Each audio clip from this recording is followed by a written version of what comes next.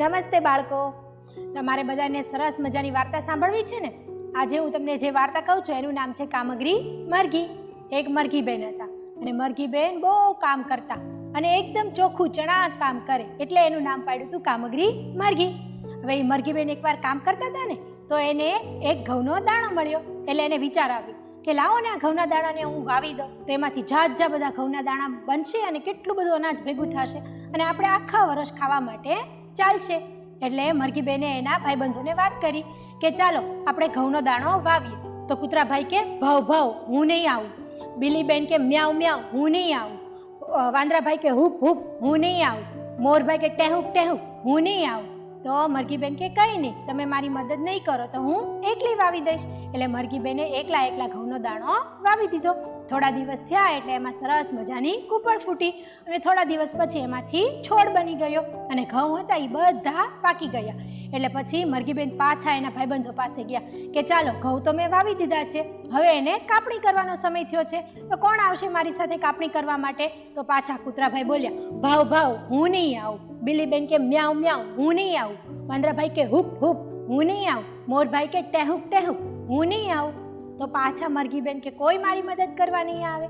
કાંઈ વાંધો નહીં, ચાલો હું એકલી જઈને તે ઘઉંની કાપણી કરી નાખું.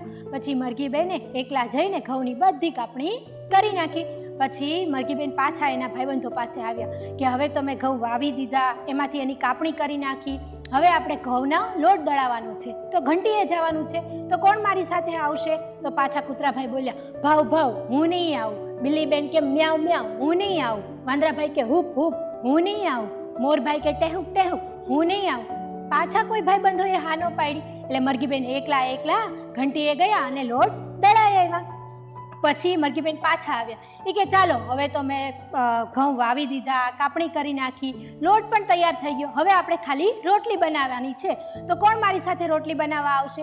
તો પાછા કૂતરાભાઈ બોલ્યા ભાવ ભાવ હું નહીં આવું, બિલીબેન કે મ્યાઉ મ્યાઉ હું નહીં આવું, વાંદરાભાઈ કે હુપ હુપ હું નહીં આવું અને મોરભાઈ કે ટેહુક ટેહુક હું નહીં આવું. કોઈનું આવ્યું એટલે પછી મરઘીબેને એકલા પાછી રોટલી વણી, પછી એને શેકી અને સરસ મજાની ઘીમાં છબોળી અને તૈયાર કરી. પછી મરઘીબેને પૂછ્યું ભાઈબંધોને કે હવે રોટલી ખાવા કોણ આવશે મારી સાથે?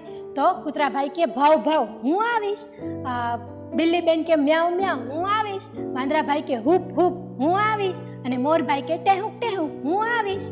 પણ મરઘીબેન કે જો ઘઉં વાવ્યા મેં, એને કાપણી મેં કરી, પછી લોટ મેં દળાવ્યો અને રોટલી પણ મેં બનાવી, તો હવે હું કોઈને રોટલી ખાવા આપીશ નહીં. મેં જ બધી મહેનત કરી છે તો હું રોટલી એકલી ખાઈશ.